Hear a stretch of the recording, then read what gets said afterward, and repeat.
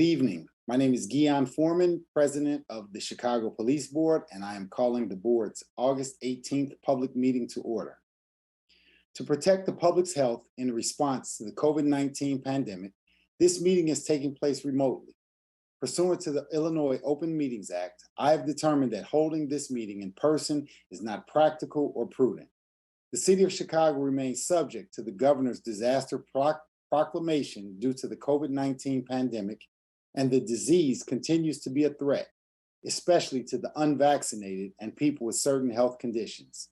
We are therefore having the meeting remotely this month. This meeting is open to the public via video and audio conference and is being carried live by CAN TV. Members of the public are on mute in order to reduce background noise and disruptions. We have a court reporter this evening making a transcript of the meeting. In addition to police board members, we have several city officials here with us this evening. I will begin by taking attendance so it is clear who is participating in this meeting. Please say here after I read your name. Police Board Vice President Paula Wolf. Here. Board Member Stephen Block. Here. Board Member Mariley Cusack. Here. Board Member Nanette Dorley. Here. Board Member Michael Eady. Here. Board Member Jorge Montez. Here. Board Member Andrea Zopp. Here. First Deputy Superintendent of Police Eric Carter. Here. Chief Administrator of the Civilian Office of Police Accountability, Andrea Kirsten. Here. Acting Deputy Inspector General for Public Safety, Megan Carlson. Here. Chief of Chicago Police Department's Bureau of Internal Affairs, Yolanda Talley. Here. Deputy Chief of Bureau of Patrol, Gabriella Sheeman. Yes, Sheeman, here. Thank you for joining us. Chief of the Bureau of Detectives, Brendan Dinahan. Chief of the Office of Constitutional Policing and Reform, Angel Novales. Present, sir. Executive Director of CPD's Office of Constitutional Policing and Reform, Tina Scahill. Here, sir. General Counsel to the Superintendent, Dana O'Malley.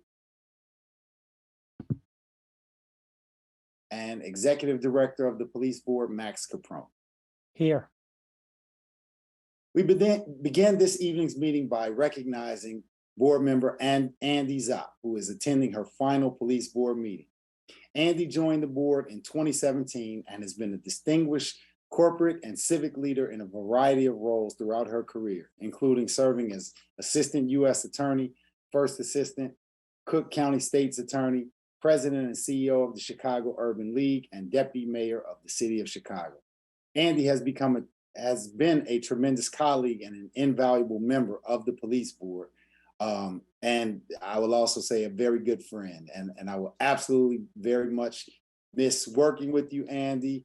And we'd really like to just say on behalf of all of the residents of the city of Chicago, we're really grateful for your service, not just here, but in with all of the hats that you've worn. And it's really been a pleasure to work with you. Thanks, Guion, and thanks to my fellow board members. As I told the board earlier, it's been a privilege to serve with an incredible group of people who are committed, as I am, to making sure that our accountability system works, not just for the citizens and the community, but also for the incredible officers who dedicate their lives and put themselves out there every day, and who deserve to have a police department that operates fairly and appropriately, and who deserve to be heard. And so it's been an honor, and I really appreciate it. So thank you. Thank you. We will now proceed to the items on the meeting agenda. We'll have time at the end of the meeting for public comments. Once again, members of the public are currently on mute in order to reduce background noise and disruptions. When we get to the public comment portion of the meeting, we will unmute each speaker. First, we're pleased to have a presentation this evening from the Treatment for Alternatives for Safe Communities. I will now turn it over to Joel Johnson, the organization's president and CEO. Joel. Thank you, Chairman Foreman, and thank you, board members, for having us. My name is Joel Johnson, and I am the President and CEO of TASK, Treatment Alternatives for Safe Communities. We have existed at the intersection of the criminal legal system and healthcare, specifically substance use disorder, for the better part of 46 years. And as we continue to do this work and expand on our engagement of people in need of treatment services, in all 102 counties in the state of Illinois, we've expanded to work that we think is important and thought that we'd like to share it with you as it grows. First, I'd like to acknowledge, again, Chairman Foreman, Paula Wolf, who we do a lot of work with in our reentry work, Jorge Montez, who is a TASK board member, and to First Deputy Eric Carter, a good friend as well. But to all of the board members, we're excited to be here. I'm joined by our Chief Operating Officer, Malik Nevels. And I'd like to turn it over to our Executive Director for our Center for Health and Justice, which is our TA and Training Department, Jack Charlier, and our Director of our Deflection Division, Ms. Nicole Munoz. So at this time, I'll turn it over to Jack and Nicole. Sounds good, and good evening, everybody. Thank you for that, Joel. Good evening, and thank you for allowing us to be here today. I know we're on a time limit, so I will bring up the presentation and get that going right away so we can get through that and possibly take any questions. So let me get that right now. And okay, let me just check first of all and make sure everybody can see this. Is that good? Can I get a thumbs up? Good, thank you for that. Make sure it's on full screen. There we go. So my name is Jack Charlier. I'm the Executive Director of TASK Center for Health and Justice. My core expertise is in crime reduction. That's my actual background. And as Joel said, we work, all of us, at the intersection of justice and health. And so the presentation tonight will be on deflection. And I'll come right back to that. First, Nicole, if you want to introduce yourself quickly. Sure. My name is Nikki Munoz, and my background is mostly in reentry, and I've also skirted the line with deflection and also pre-arrest diversion. And I'm so happy to be here. I'm so glad to present for you guys. Thank you. All right. In the spirit of transparency, we have 5 slides for you, and that's all. And I always number slides so you can keep us honest. So here we go, because we want to make sure, again, that we have time for any questions. The entire slide deck has already been sent to your committee, and so you have the ability to kind of follow up on things that are in the slide deck that we will not touch on necessarily tonight, but are there and were available. So we're going to talk to you about deflection, right? And as you can see on the title, about the only slide I ever read is the title slide. It's a new word, a new practice, and a new opportunity for communities to be safer and healthier. And so if you are familiar with the field of criminal justice, the idea of public safety and public health working together 10 years ago was virtually non-existent. 5 years ago, very much began to hit stride, and now it's kind of the demand and expectation from people across the country that public safety and public health work together and in a community setting. And that brings us right to the first slide. So you can see coming up here in yellow, this is the definition of deflection. And as I said, I don't read slides, so if you just look at these points, you'll get an idea of where deflection is going, what it is about. The main thing is deflection centers itself in community. So when you think about kind of the different things that the justice system has done over the years in a community setting, they're often programmatic in nature, and they're called programs. Programs are boxes, and you put things in boxes. They're important. They do certain things. Things come in it and things come out of it. Deflection begins and proceeds that we're not going to create a program. We're going to go to the community to take a look at these 5 bullet points that you see here to build these. So we're going to be upstream. We're going to be early. We're going to leverage the justice system, but not go in it. We're going to have behavioral health guided. We're going to be focused on both crime reduction and well-being. And we're also going to make sure that what we're doing is reducing what's called the social burden on police. So this is definition of deflection done fairly quickly. Now I'm going to give you another way to understand deflection, and that is deflection is a community-based initiative, not a program. And the green circle obviously represents community. When we build deflection initiatives and we do this work across the country, we're doing it in Illinois right now. We are just in downstate Illinois. In fact, earlier today, getting a new deflection initiative off the ground. We always proceed from the standpoint of what does the community want? What is the community interested in? how are we going to build this in a way that the community is involved? So unlike a program, which kind of comes in with a model and approach, we begin by going to the community. And then Deflection brings in the two circles that you see there. And notice that the community stays at the forefront of Deflection. And what we're trying to do is leverage the blue, the police, fire and EMS can also do Deflection, and bring in the treatment, housing, and services, but always in a way that these three are blended together in a systems approach that allows Deflection to function to do the things that we talked about on the last slide. So Deflection is a community-based initiative. And when you build this kind of framework, you can respond to all sorts of issues. So you might begin looking at substance use disorder and then move to mental health. You might then look at homelessness. You might look at issues of children, families, social determinants of health. Because Deflection builds this community-based framework, it is capable of handling all those things within the same framework once it is built. Unlike a program, which has a very specific shape and form to it, which can do that stuff real well, but can't do other things very well because it's not designed for it. And the final slide before I turn it over to Nikki is there's really lots of terms for Deflection. All these that you see on the screen are possible words that you might have heard for the practice in the field of Deflection. And while I'm not doing a training on this for you tonight, really just an awareness, I'm sure that if we went through these, you'd say, oh yeah, I've heard that phrase, I've heard this phrase. But we use the term Deflection, and that is the kind of the language that has moved into this very young field right now.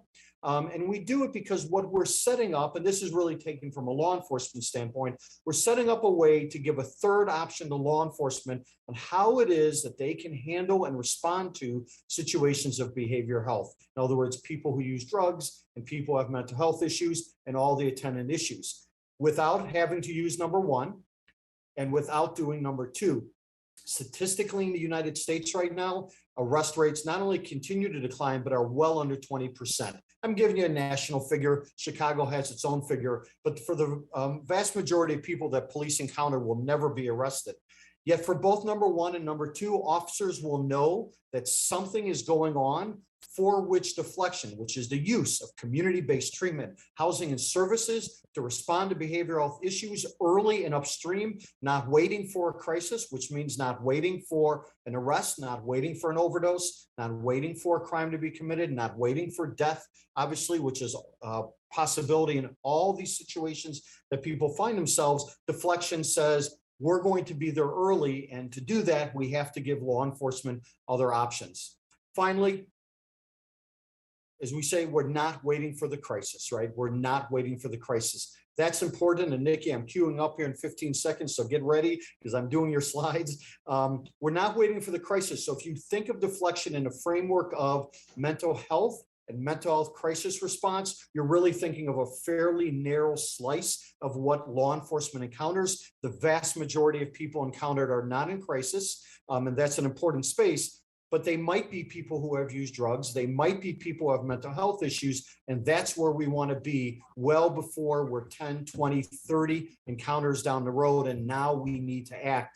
And those actions then are very different than if we see someone at 3, 4, or 5 encounters that we know something's going on and we can turn it over to a Deflection team or Deflection initiative. And Nikki, that's my segue to you since you lead up our Deflection teams. Yes, thank you, Jack. As you can see here, this is where you can find TASK. With the help of the Cook County Department of Public Health, under the suburban Cook County side, we have implemented a number of Deflection sites. We still have 5 slots ready for and available for other slot sites we want to add, but currently we are in Harvey, Justice, Stiller Park. And I see a little star by Dixmoor. These slides were done a little earlier. As of Friday, Dixmoor is officially signed on. Their official launch date is September 1, and we are still in the action planning phase with Chicago Heights. As Jack mentioned earlier, we were at Central Illinois, and these are the sites that were available, and the counties and the representatives from those areas that were there today. We had over 70 people from different walks or different practitioners that were there, whether they were healthcare, behavioral health. We had some faith-based organizations there. We also had lots of law enforcement, a couple of EMS and fire folks there as well. And what we're doing is getting them started and ready and queued up to start action planning and active action planning. Some of the other sites we have in Southern Illinois are actively running right now as well. Next. And if you're looking at how to bring deflection to your community and how you can get it started, we've highlighted 4 really, really easy ways. Meet with your community stakeholders, talk to them, see what they're looking for, get an assessment of what exactly you want to and what you want to address in your communities. Connect with us, specifically Jack, because he is the part of the National TA Assistance Center that does deflection for national sites. So we already are in charge of doing deflection. We have a long history in preparing communities for doing deflection. So you can connect with Jack here. His email is listed. And you can also connect with me if you can't get in contact with Jack, or if he doesn't answer your email, I'm also available too. And most importantly, we're asking everybody, this is a very, very critical time with the opioid epidemic, as in the response to it is to take action. Thank you, Jack. Thank you, Nikki. Yep, thank you. And I'm just going to show you a few slides. They're just so background, so you know what's in the deck that you've received. Quickly, as resources that are available to you, the first national survey of deflection sites, that's in the slide deck that you've received that I sent earlier on PDF. So if you want to learn more about deflection and kind of what's going on with it nationally, we have the first federal e-course that was developed on deflection. That's available here, and that QR code is live in the slide deck, so you can take the e-course and you get a certificate out of it, so that's pretty good. Then both the National Drug Control Strategy, which of course comes out of the White House, incorporates deflection as part of how the nation is going to continue to respond to the issues of prevention, treatment, and addiction in the United States. Remember, deflection is a preventative approach. It is not waiting for a crisis to happen. It is early upstream. And then the final part of the slide deck that you have is the state model law, which is promulgated out of the White House as a way for states to adopt and grow the field of deflection. And so for our final 15 seconds, we're given 10 minutes. We're right under time. Very excited to be able to be here today with you. I know that hopefully we'll have some time to take some questions. And as Nikki said, we are available afterwards. We do serve as the National Technical Assistance Center for the United States Department of Justice, Bureau of Justice Assistance for deflection. And so we work with sites across the United States who have received federal funds to do this work. And I should add, the city of Chicago is a grant recipient of BJA for deflection also. So that's it. And we're right, Mr. Chairman, right at under the time limit you gave us. Thank you, Jack. So you just said the city of Chicago is a site that has it, but I noticed that you guys aren't in the city. I know you also talked about having community at the center. If you guys stick around for the rest of the call, you're going to hear one particular group from the south side of Chicago who's been very active with us and very active with the police department. So what are the steps to bring these programs to the city of Chicago? Mm-hmm. So yes, City of Chicago is a grant recipient. There's 157 grantees that are by the federal government that are doing deflection. It is currently the largest portfolio out of the Bureau of Justice Assistance is this portfolio. So a lot of people are not aware of that because deflection is a movement that's about 5 to 7 years old in the United States. It's a very young movement and field. By contrast, drug courts, and we work very closely with our colleagues there on a national level, is 25 years old. So just a little by way of background, Mr. Chairman. So for any community, any jurisdiction that would like then to do deflection, as I said, reach out to Nikki and myself. We can help guide you through, and we're not the decision makers on it. Since we're on record, we got to put that there, not the decision makers, but we can help guide you through both what does the federal process look like for technical assistance, right? So a community might just be in need of technical assistance to get themselves started and up and running, as well as direct you to the federal resources, which could be a grant, for example, that a community or jurisdiction applies for to get funding then to do more than just technical assistance, put on staff, go through a planning process, and kind of more involved.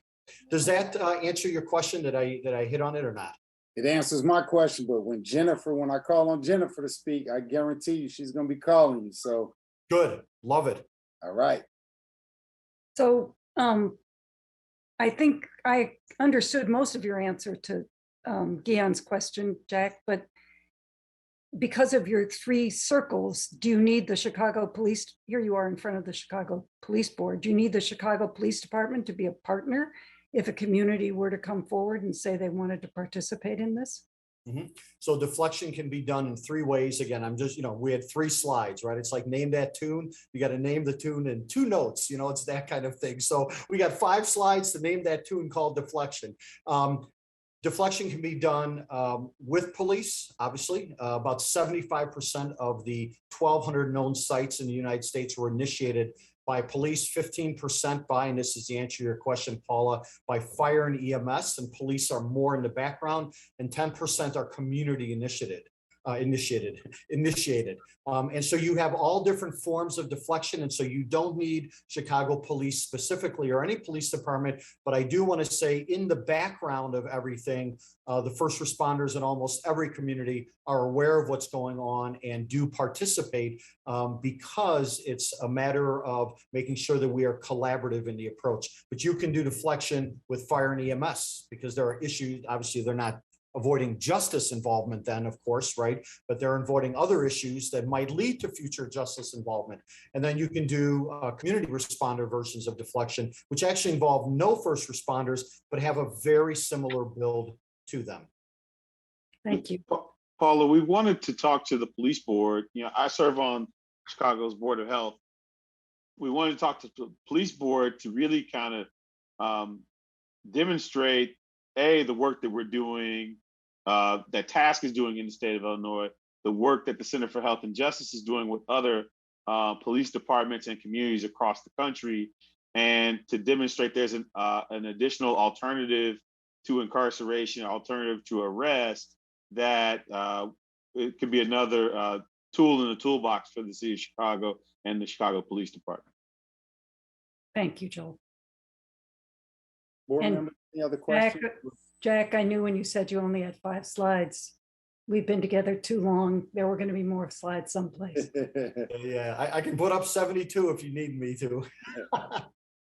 Any other questions, board, CPD, COPA?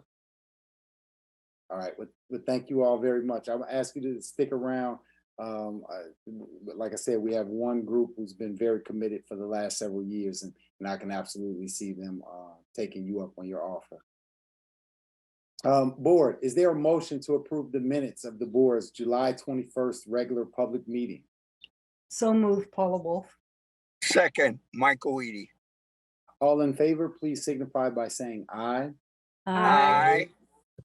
Any opposed? The motion passes. Our next regular public meeting will be held Thursday, September 15th at 7:30 p.m. Whether this will be an in-person meeting or remote will be determined closer to the meeting date. The police board meets in executive session to consider personnel matters and litigation.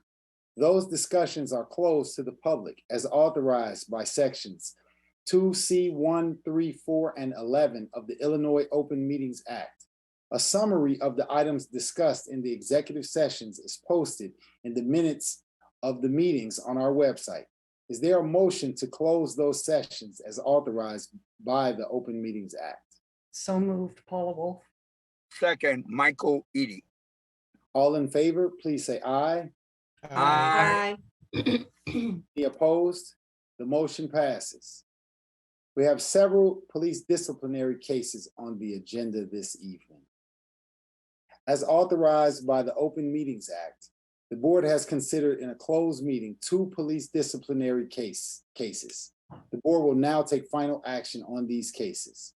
Regarding case number 21-PB-2999, is there a motion to find police officer Clara Ortiz guilty of failing to reside in the city of Chicago and to discharge her from the Chicago Police Department? Paula Wolf, so moved. Second, Michael Eady.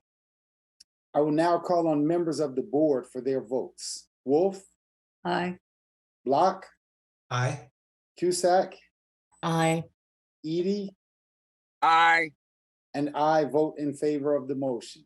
Voting in favor are board members Wolf, Block, Cusack, Edie, and myself. The motion passes by a vote of 5-0.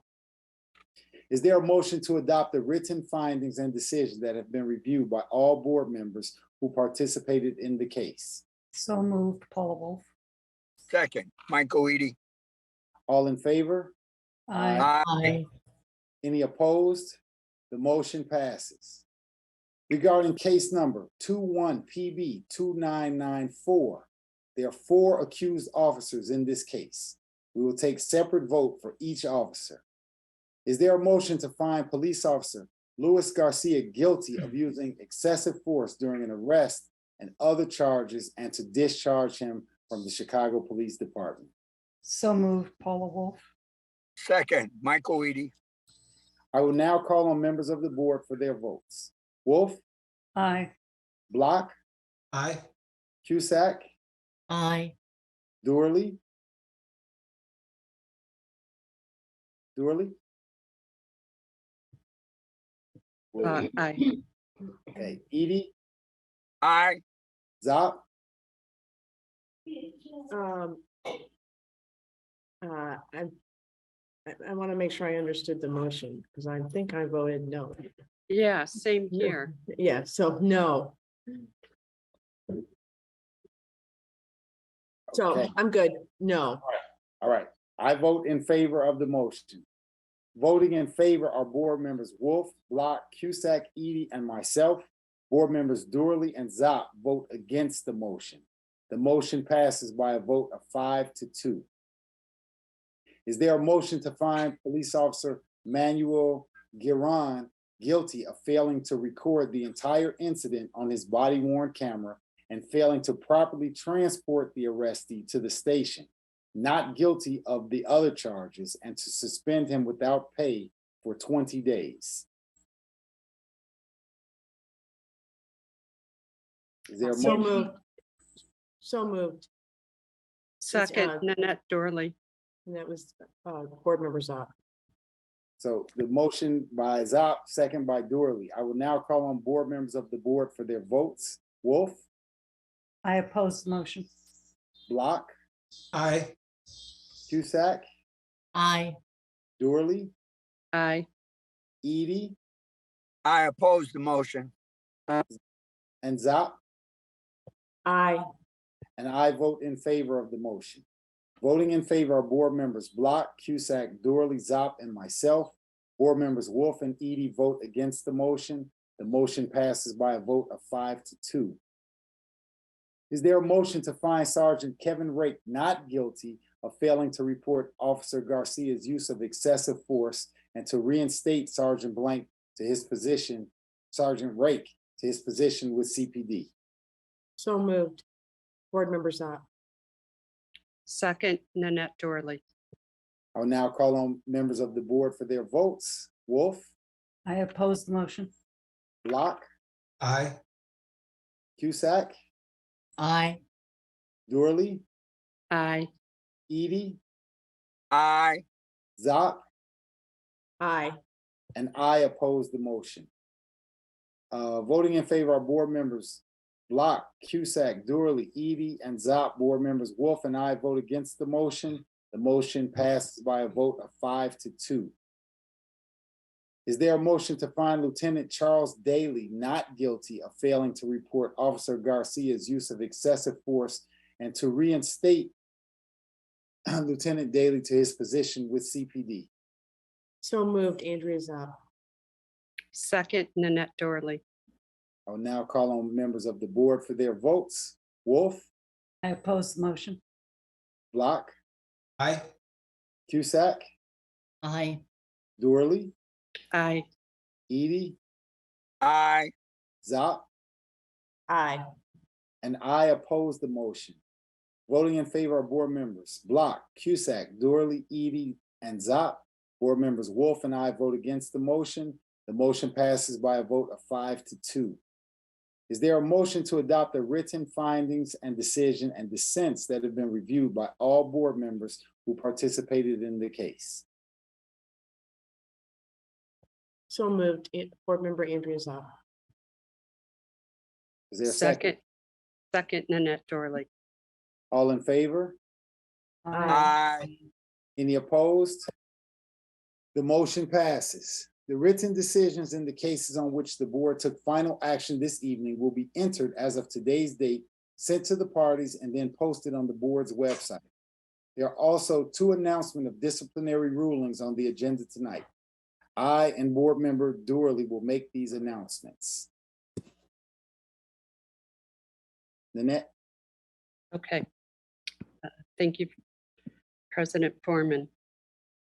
I was randomly selected from the Chicago Police Board's membership to consider one matter of which the Chief Administrator of the Civilian Office of Police Accountability and the Superintendent did not agree regarding the discipline of a sergeant.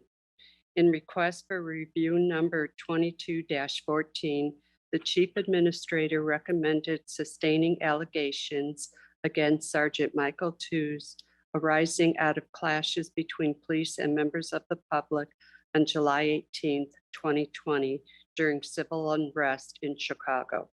The Chief Administrator recommended that Sergeant Tews be suspended for 90 days. The Superintendent disagreed with nearly all of the sustained findings and recommended that Sergeant Tews be reprimanded.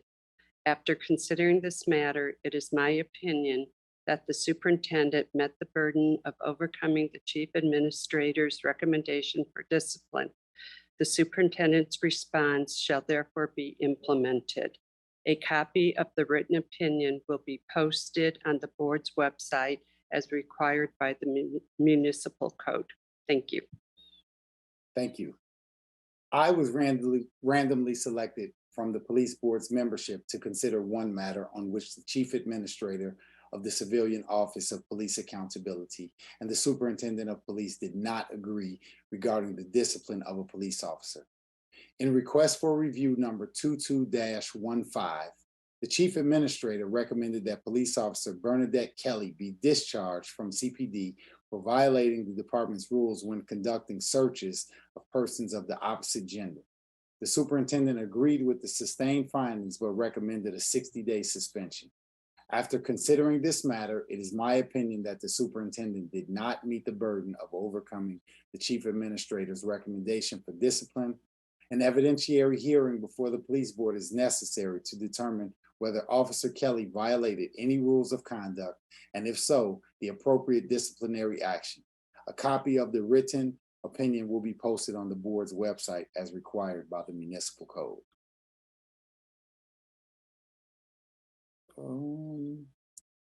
Next up, Superintendent, First Deputy. Well, I would like to, if you could give your report. All right, thank you, President Foreman. Good evening to the police board and all community members joining us this evening.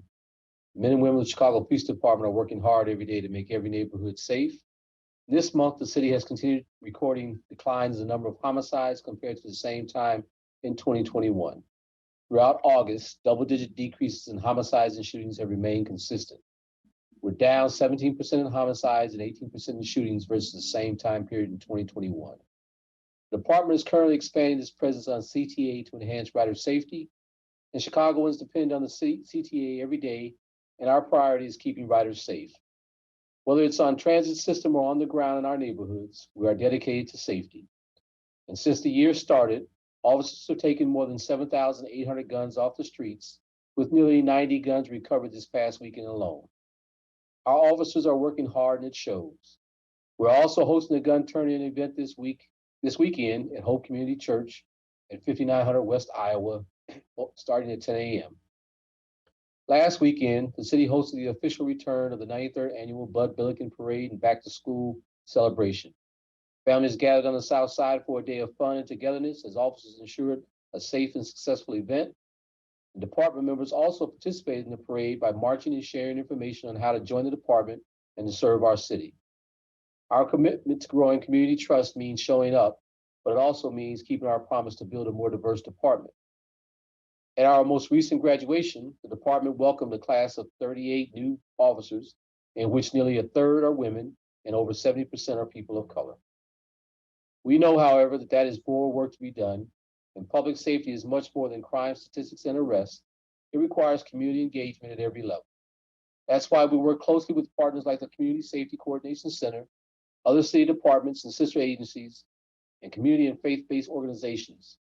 We will always aim to include community voices to seek lasting community solutions.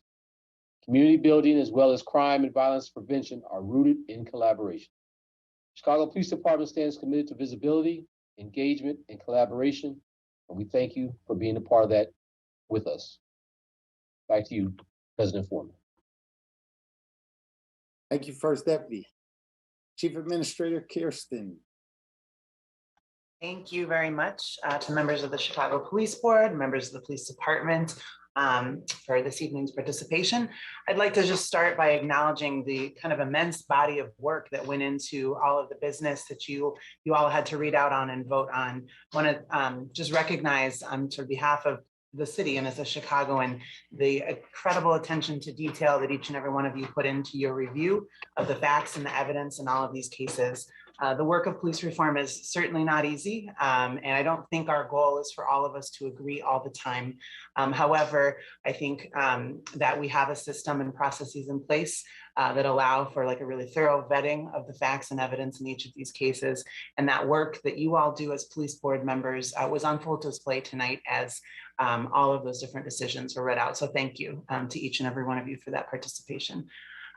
With respect to COPA's goings-ons for the month of July, we received 459 complaints and notifications. 124 of those stayed under our jurisdiction. And as I report out on almost every month, 48%, the highest category, involved allegations of improper search or seizure.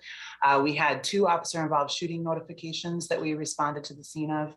We concluded 1 officer-involved shooting case, and those recommendations are with the superintendent. And then our sustained case rates ended up being a little higher than it was this time last year. But I think what's important to point out with respect to how we report on our sustained cases, we retain, like I said, in this last month, 124 COPA investigations. Every month we close around 100, 150 cases, somewhere in that ballpark. The majority of cases that get closed by COPA as an agency, in fact, don't actually go to allegation. In our initial investigation or preliminary review, we often have things like body-worn camera evidence and other sort of immutable facts and evidence to rely upon, which indicate to us as an agency there is no need to serve allegations against officers. So I think it's an important note that the vast majority of complaints actually get reviewed and vetted and don't proceed to allegations against officers. But in the cases where we do in fact find sufficient evidence to serve allegations, in this last month, 59% of those cases had at least 1 allegation sustained.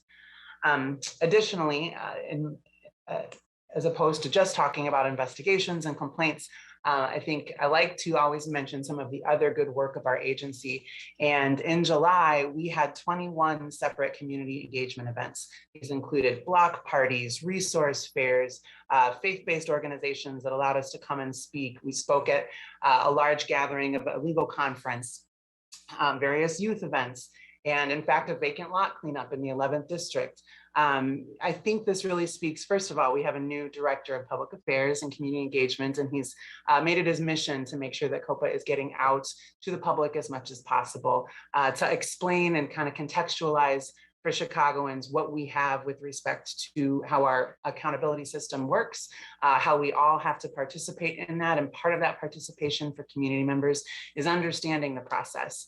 What you read in headlines and sort of the things that grab people's attention are often just the tip of the iceberg with respect to the more holistic picture, how hard the department is working, CPD is working to continue to serve Chicagoans to the best of its ability, how seriously COPA takes its responsibility to hold officers accountable when necessary, or to clear officers when evidence show that that's the appropriate outcome after a complaint. So being engaged in our community and making sure that they have education and awareness about our role is a huge part of what we continue to do month after month. And we've seen a significant uptake in those activities since being joined this last May by our new director, Carlos Rivas. So look forward to being able to report more of those kind of community engagement events going forward. Thank you for the time this evening. Thank you. I will now call upon members of the public who signed up in advance to speak. We have 16 speakers tonight, so I am going to be very firm about the 2-minute time limit. So speakers, you can unmute yourself by pressing *6. So when I call upon you, if you can press *6. Our first speaker is Saul Griffin. Hey, Gian. Hey, everyone. Thank you so much for having us. My name is Griffin Saul. I'm representing the Chicago Youth Council for Police Accountability. It's a pleasure to be with many of you again. For those who are unfamiliar with our work, We are a youth council comprised of 11 young people from across the city of Chicago that are working to have their voices heard on matters of safety, equity, and inclusion. The major updates from us is that we are heavily recruiting for our second academic year. Anybody between the ages of 16 and 25 are eligible to apply. So would highly appreciate if you know any young person who is engaged in this work and is passionate about police accountability and Chicago as a whole, to give them my information or encourage them to apply as well. Additionally, about a week ago, we partnered with NECFA Challenge and were represented by the ACLU of Illinois to hold a rally in Millennium Park to protest the youth curfew that's currently in place. We, as young people of Chicago, feel it's incredibly unjust that young people are unable to participate in the incredible summer Chicago events that are taking place. So that event went really well, and can see some of the actions on social media as well. The final update from us is that we are, as we are in that phase of recruitment, we're also expanding our mission and scope as well. So in addition to CYCPA, the Chicago Youth Council for Police Accountability, we are also rebranding as the Youth Council, Youth Organizing Until Trauma Heals, as the acronym. So very much appreciate the continued and ongoing support that all of you have provided us, and we look forward to the continued partnership going forward. So I want to step in here and make an additional commercial. So Griffin and his colleagues, they came to the police board probably over a year ago now and basically said, hey, we want to be a part of the solution. And so I think it's been a great learning experience for both of us, right? They've given us some ideas and given us some perspective, and these are our young people, right? And so I think that we've tried to step up and help them understand how things work. I know you guys had a great tour of CPD headquarters, and I believe you've taken a look at some of the districts.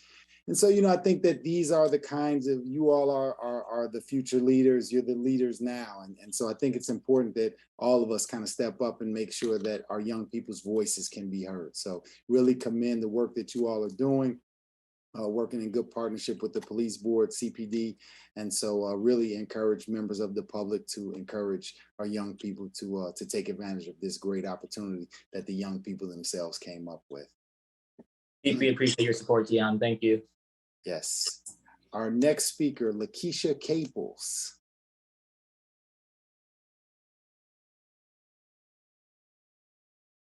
Lakeisha Caples, if you can press *6.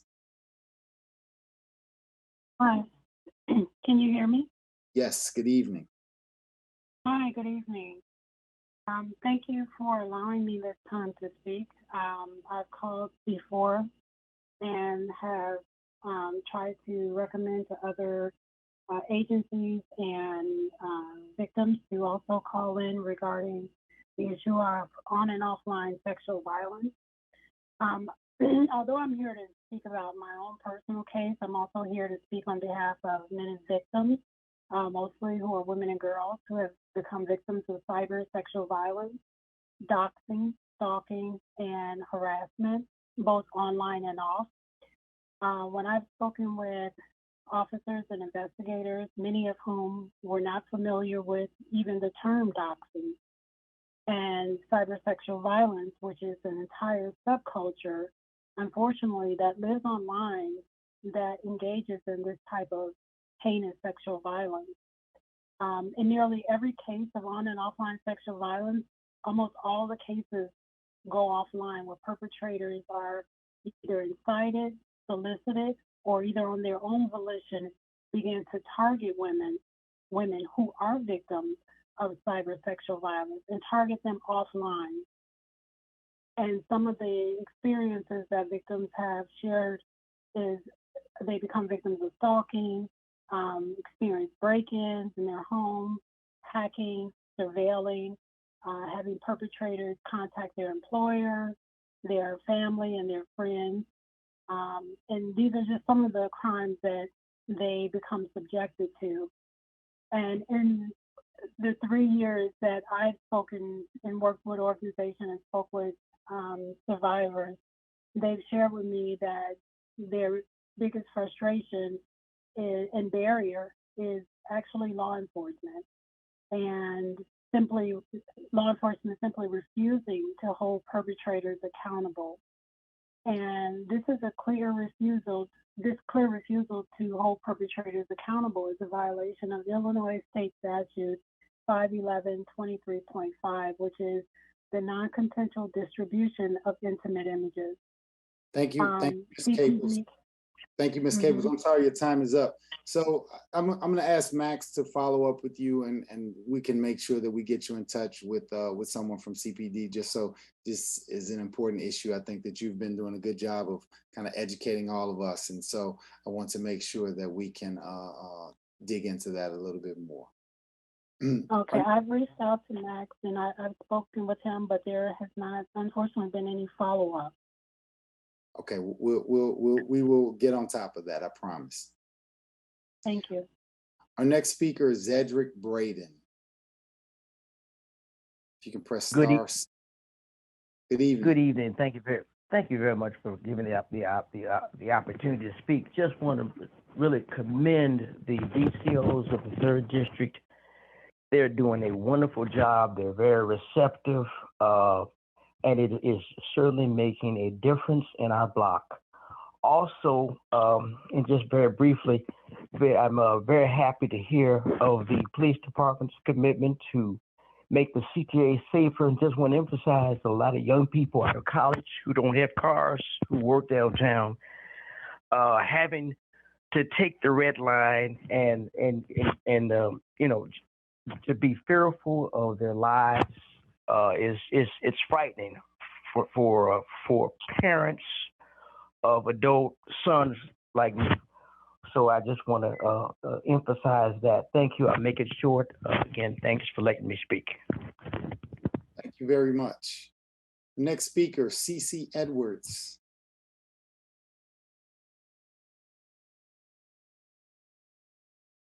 CC Edwards, if you can press star 6.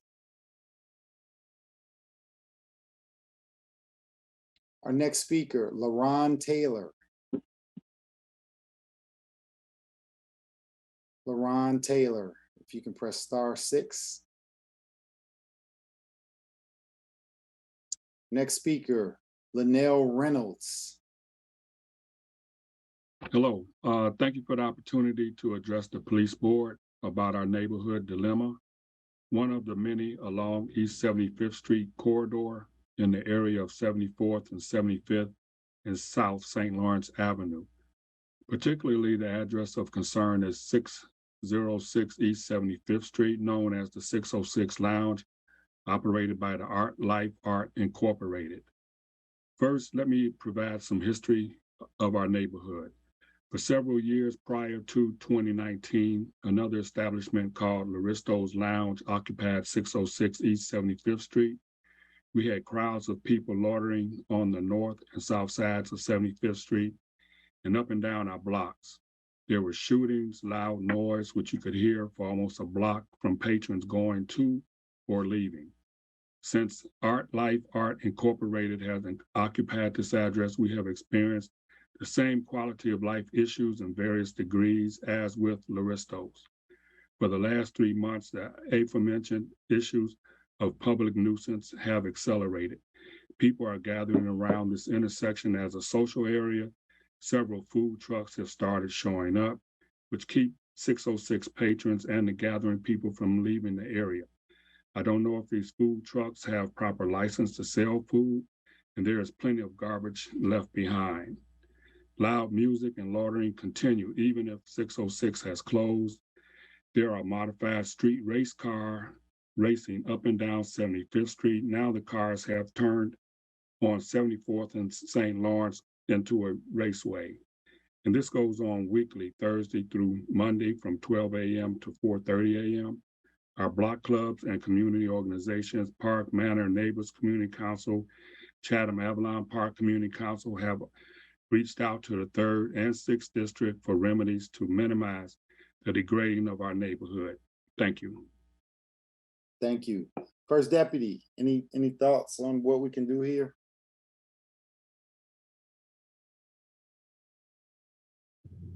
sorry, yeah, I'm having trouble here with the video and everything else. But I'll reach out to Chief Navalis and we'll work on, I'll get back to the board with the solution. Thank you. Our next speaker, Eunice Chapman Regis. Good evening. Can you hear me? Yes, ma'am. Good evening. Okay. Good evening. I'm another representing 79th Everhart Block Club. Our concern continues to be Fresh Mart Meat Market, 457 East 79th Street, with the history of being a haven of drug sales and activities, sell loose cigarettes, loitering, and even though there's no trespassing affidavit with the police district. During last month's police board, when I was here with you guys, there was an active shots fired near this location. To their credit, the police responded within minutes. Store previously closed on several occasions because of health violations, but they opened under different family members' names. 440 East 80th Street remains a haven for Black adult men and women squatters, even though the building is boarded.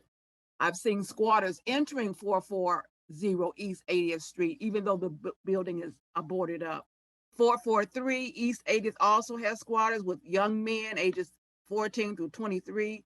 The neighbors say they're stealing cars and hiding them behind the building. They have drug sales and usage. They dress in black or white tops and black bottoms, and sometimes wear red baseball caps. 7905 South Eberhard is a multi-apartment building. Loitering and drug sales are outside the building. They sit on crates. Police ask them to move, but they never leave. They come back. They have no loitering signs are posted alongside the building. Our safety and quality of life is compromised and threatened. Many families with minor children live in 7900 block Eberhard and on East 80th Street. Commander Ben called me this past Tuesday and was wondering why there is a lack of service calls at these locations. I don't understand why either. She said this can be construed as hearsay or secondhand information. And residents may be intimidated if they fail to call. But does that mean a crime is not being committed? Crimes can still be committed whether they call or not. These tips are indication residents don't know how to make a report or are unwilling. Please help us as we continue to help you. Serve and protect us, please. Thank you for your time. Thank you. Our next speaker, Linda Hudson.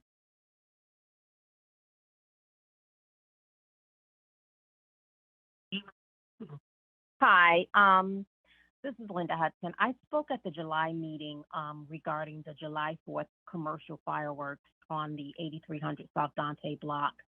I'd like to thank Commander Bob Vanna and Lieutenant Martin Longney for reaching out to me yesterday regarding my concerns. Commander Vanna sent me an email where he also looped in Captain Mike Murphy. I shared my conversations that I had with them with several of my neighbors, and we are hopeful that the ball will not be dropped as it was in July by the DCOs, and that our block and community will not have another July 4th experience as we get closer to the Labor Day holiday. Thank you for allowing me to be heard. Thank you.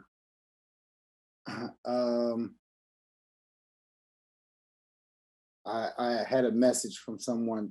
So Superintendent, can we make sure that someone is following up with Eunice Chapman Regis on, I wrote down some of the addresses, so, or Chief Navalis, I wrote down some of the addresses so we can coordinate with Max, but I think let's make sure this is a group that's working really hard to support CPD and their efforts. And so let's follow up on some of those.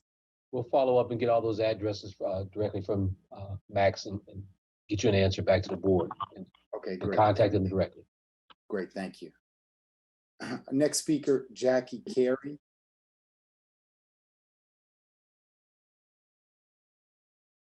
Jackie Carey. Next speaker, Jackie Carey, *6.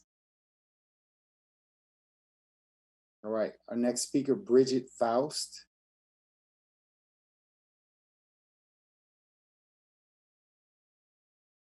Bridget Faust, *6. Hello. Yes, good evening. Hi, good evening. Well, I'm calling from the 7600 block Greenwood. First, I want to just thank the Chicago Police Department for all the assistance that they have been giving us in this permit parking issue that we are having over here. But my concern now is not the parking, it's the hazard condition of all of these cars that are parked within the S curve, which is making it dangerous and making it a blind spot for anyone going south, east, or west. It is consistently on the Sundays, and tonight it's just ridiculous. I witnessed almost two encounters where cars were almost to the point where they were hitting each other. We have spoken with the church in regard to that issue as well, and I did speak with someone and said that we could work together to make this condition feasible for the community and members. Fortunately, I haven't heard anything else, and I have reached out to the church. I'm not just concerned for the community, but I'm concerned for the church people. I personally have almost been ran over or hit by a car that was coming down 76th Street, and I was returning home, and I had to hit my brakes to allow them to come around because the cars were blocking. They had short street. Street is smaller now than it is on a regular because all of the cars parked up and down the street. So I don't know what else to do. We do appreciate the community. We do appreciate the assistance that we have received. This is to the point someone's going to get hurt or someone's car is going to get tore up.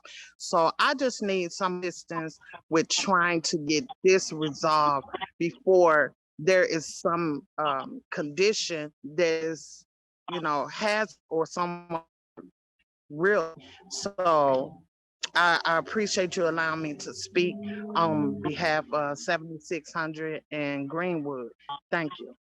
Thank you. Yeah, I appreciate it. And it's kind of, as we talked about last month, this is somewhat difficult, right? Just the church and, people coming in. We want people to be active participants in the community. We'll continue to speak with the pastor and try to come up with some alternatives. So this was something that the superintendent and I know that we started communicating with the church, and so we'll continue. And if it's something that, if we can try to help to identify some alternate parking spaces, we'll do that. So we have not forgotten about this, and it's something that we've been actively working on. And so thank you for your continued active participation on this as well.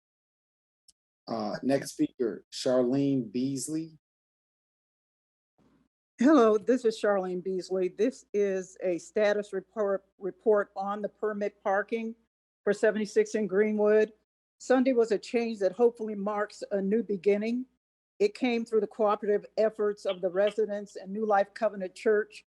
We placed cones in vacant permit parking spaces, and New Life placed no parking signs where there were no cones and had a security officer to help with parking enforcement.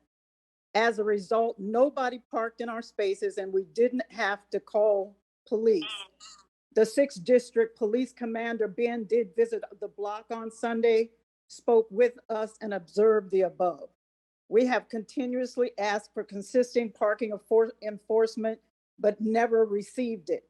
We're asking again. We want to know that we can leave our homes and have a place to park when we get back, regardless of whether NLC is having services on Sundays or private rental events on other days of the week.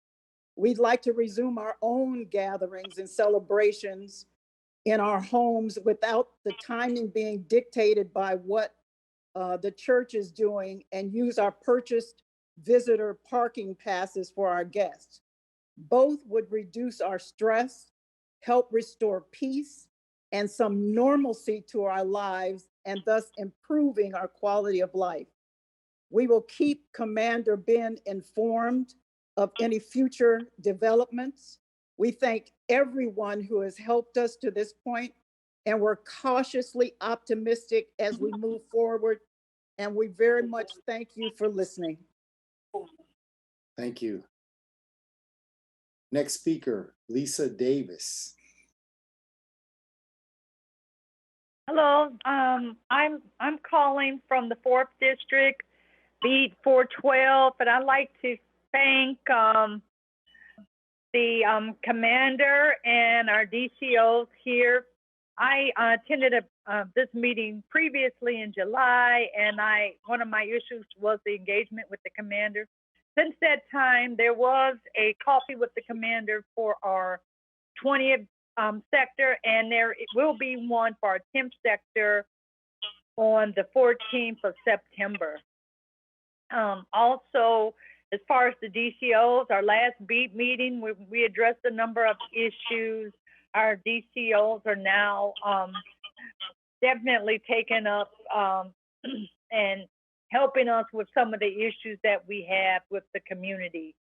And they're pretty much available most of the time we call at this point. So we're grateful for that kind of engagement and participation. Also want to thank Miss Jennifer Edwards, who's on this call. I think someone referenced her earlier. And Jennifer, we want to thank you for involving us and helping us to participate in these calls and be heard. Thank you. Thank you. And I second that motion about Jennifer and her active participation. Next speaker, Rodney Johnson. Okay, yes, can you hear me? Yes, sir, good evening.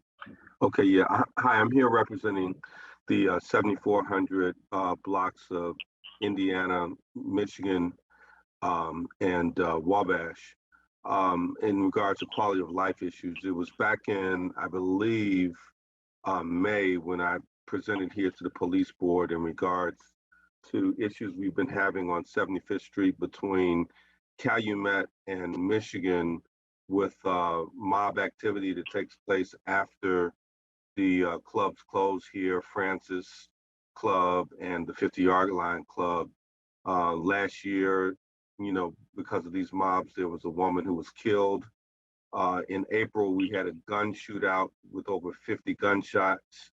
When I came in May, you know, I was asking for the same resources to be applied that we had put in force last year that curtailed the problem, and it just hasn't been done. We've had meetings with the commanders, and, you know, we were kind of admonished for bringing up last year, and they want to talk about what's going on this year and saying it's been relatively uneventful since the 50-shot shootout in April. But when these mobs show up after, you know, clubs close, similar to what Linnell was saying, you know, down a little bit further on 75th Street, the police don't come when we call, and people can't go to sleep. And it's a serious quality of life issue, and we don't understand why we can't get the support of the police like they've told us that they were going to do with bringing in cars to move the people along. Very rarely does that happen when we, you know, have to make phone calls when we're asleep. So we're calling again, asking for help. In the spirit of unity, we want to work with you, but, you know, we need, you know, the police to help, you know, the citizens here. Thank you. First Deputy, any thoughts? Yeah, I'll get with Commander Ben and with Commander Watson. I actually had been out there maybe 3-4 weeks ago in that area that he's talking about with the 50-yard line and Francis. They had asked for additional resources, and I was actually out there personally seeing how they were implementing the resources to deal with that crowd control issue. The night we were out there was uneventful, but I will get back with them again and see what's been happening since then. Thank you. Our next speaker, Jennifer Edwards. Good evening, everyone. Can you hear me? Yes, ma'am. Good evening. Okay. I want to say hello to my special friends, Chief Navalis and Chief Tally and First Deputy. Just want to say hello and thank you guys. Some of the problems that we've had, we believe, have to do with for 75th Street are the zone calls that, we placed in 911. One side of the street, the south side of the street is the 6th district, north side of the street is the 3rd district. And when they pull the number of calls, it says that there's no calls. So I don't know if that can be changed, if that can be, adjusted some type of way. But we get the calls when they call 911 and they don't get any police to come out. They call me, Matt, and some of us, and we know people in the districts, so we're able to call and get someone to come out, the lieutenants. One thing, though, is we're very happy that the community members are speaking up about what's going on, because that's the only way that we're going to do it. We're trying to build collaborations, and we love our DCOs and all of our districts. We thank so much our Commander Watson, Ben, and Millmine. And we are trying to connect with 5, 7, and 2, because we've got some groups that we'd like to go to the gas stations and do some things. So anything that you guys can help us with, that would be wonderful. Another thing that we're going to have is our backyard conversation, where we invite the police out. We also are trying to work with BACP, Department of Buildings, because some of these issues are problem buildings and whatever, and the police can't do them all. Yes. My time is up. So anyway, but thank you anyway, everybody. And the deputy chiefs, area 1 and 2, they're fantastic also. Thank you. Thank you. Jennifer, we brought, one of the things we try to do is to make sure that we use these meetings to bring resources, to educate us or bring resources. And I know that you've been, pretty instrumental in organizing the community. So the diversionary program we heard about earlier today, is that something that you all would like to learn some more about? Sure. Why not? Anything we can do. We've got about 15 groups that we work with. And I'm sure we've got returning citizens and others. So that would be fantastic. Okay, Yeah. we'll be sure to get you in touch. Okay, thank you. Our next speaker is Alicia Spears. Alicia Spears, if you could press *6.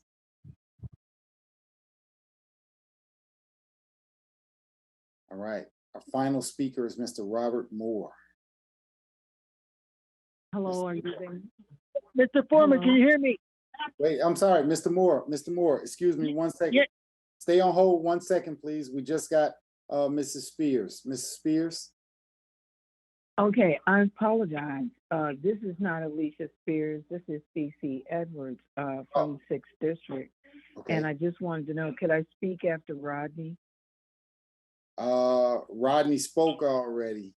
But no, Rodney's he's right there. I think he's trying to speak to you now. Oh, okay. I think. If not, if he doesn't mind, I could go ahead. Mine is very brief. Okay, go ahead. Go ahead, please. All right. Well, thank you so much. Thank you all so much for allowing us this time to speak. I also want to thank Jennifer Edwards and Community Organized Win and Matt Brandon for their diligence in helping our community to be a lot better and to work with the police department a lot better. I too was a former law enforcement personnel, so I am working very diligently with my police department and districts. But I also want to mention that the problems that we're having on 75th Street, I live off of 75th Street as well, and we have several bars that have now agreed plan orders of operation from the liquor department, liquor board. And we need to know, Commander, how can we facilitate more enforcement of these plan of operations? If we can do that, we could cut down some of the violence, some of the traffic and mob activity that is happening, because these owners have to get involved and help us with their clientele. They have plan of operations, and if they don't, adhere to those, their licenses can be revoked or suspended. So, Commander, can you give us some insight or direct us with our own districts where we can get that help? And thank you again for allowing me to speak. Thank you. First Deputy, is this a kind of a combination of CPD and BACP? It is. We would end up having to have our licensing section under our vice control unit, as well as BACP with the strategic inspection task force that it has the fire department all come out and do that inspection, take a look. As far as holding them to their hours of operation, that is really strictly BACP. We do have the commander has some authority to call them in for safety and security meetings. In that meeting, he can talk about some of the concerns of extended hours or trying to cut hours depending on the situations that have happened in the past. But we'll work with them in order to try and alleviate what you're talking about. But we will get with BACP and put that out there. Okay, thank you very much. And our final speaker is Mr. Robert Moore. Mr. Moore, if you could press *6 on one of your phones.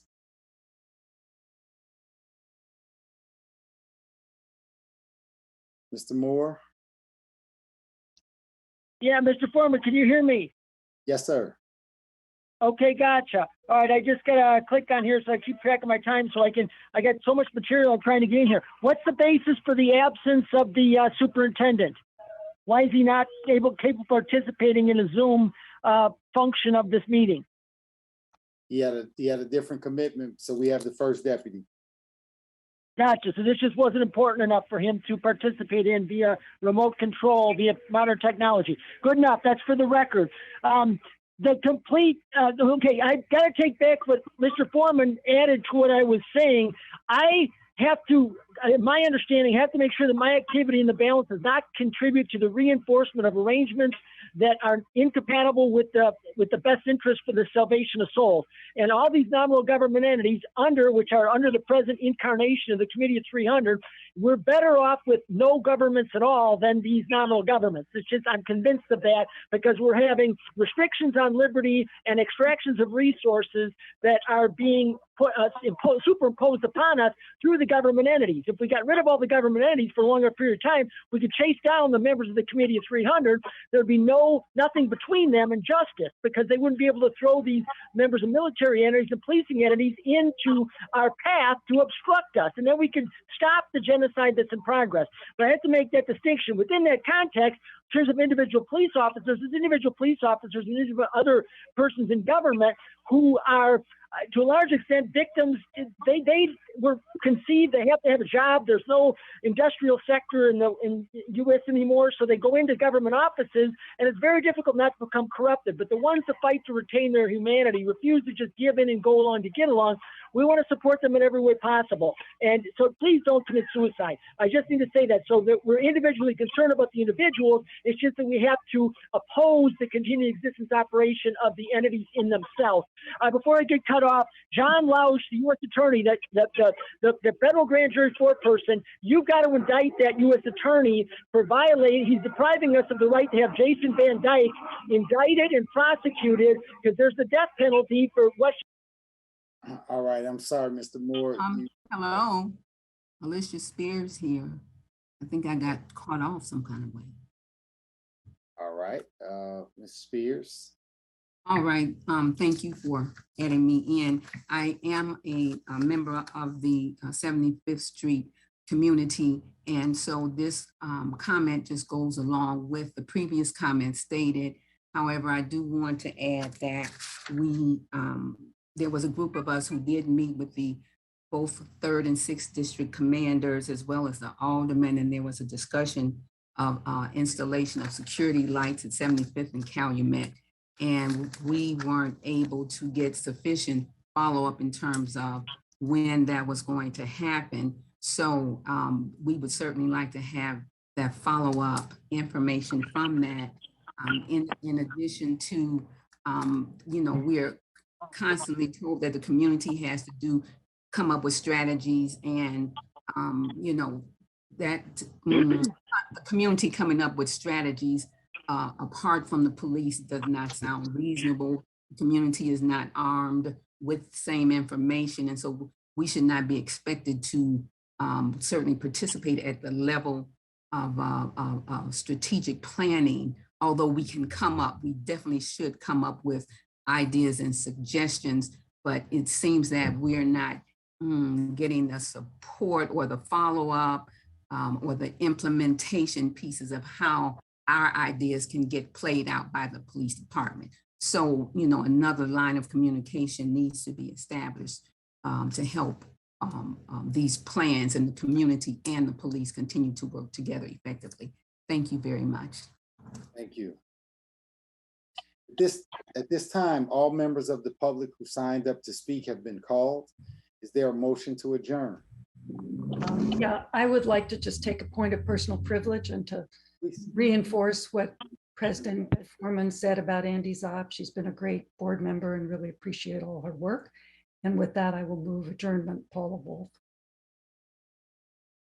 Thank you, my friend. There a second? And I second. Yes. All in favor, please say aye. Aye. Aye. The motion passes and the meeting is adjourned. I wish everyone peace. Have a good evening.